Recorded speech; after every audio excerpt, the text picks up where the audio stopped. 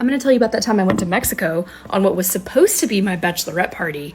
I ended up meeting a guy there who later became my husband. To tell you the whole story, we have to rewind time a little bit. The year was 2018. I got engaged to a long-term boyfriend, planned the wedding, which meant planning the bachelorette party. I wanted to go to Cabo San Lucas, gathered a group of my homies together, and that's where we planned my bachelorette party. Well, you see, I got dumped. I went through the worst breakup of my life. I was ready to, casually get hit by a car, not dead or anything, but a few broken bones, to wind myself in the hospital so that my ex at the time would get there and see me and want me.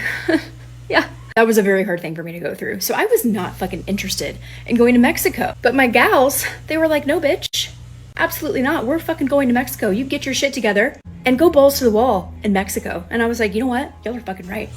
I am going to Mexico and I'm gonna have a good ass time. Off to Mexico we go. And I wasted no time. That first day I was blackout drunk, baby. Yeah, I deserved it. You know what I mean? So the next morning we go to the pool and we see this group of guys there. We start dancing. We're having a good time. I have my eyes on David. Find out he's from Canada. I tell him I'm from Texas. Chemistry was through the roof. We could not get enough of each other. I spent the rest of my trip with him. I was living la vida loca. I was really enjoying myself, and so was he. Then the trip was over. I remember one of my girlfriends saying, you think you're gonna see him again? And I was like, bitch, no, he lives in Canada. I'm not gonna see him again. Well, we didn't stop talking. We talked every single day. He was like, look, why don't you come up to Canada? Grab a friend, come to Canada. I'll show you around. I was like, all right, sounds good. My poor mother at the time was like, excuse me? Oh, you're going to Canada?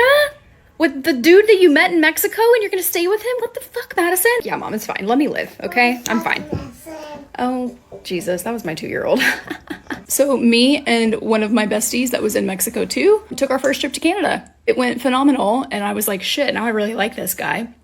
And what the fuck am I supposed to do with that? From that point forward, we were in a long distance relationship. And if you know anything about long distance, it absolutely makes the heart grow fonder. We felt hard and fast. I was not looking for a relationship and neither was he. And it just happened. There was no stopping it. Did long distance for a while. And then the world shut down because of COVID. We could no longer see each other. The border to the US was open. I was not allowed to go to Canada because that border was closed. Like no one was allowed to go into Canada unless you were immediate family.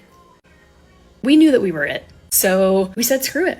He flew down, told my family I was getting married and they were like, okay. And then we did the damn thing. I'm not gonna sit here and say that everything happens for a reason because you know what? Shitty things happen to good people all the time. But I think there's a lesson in everything that life throws at us. Truly could not be more grateful for the way that things happened in my life because it led me to David.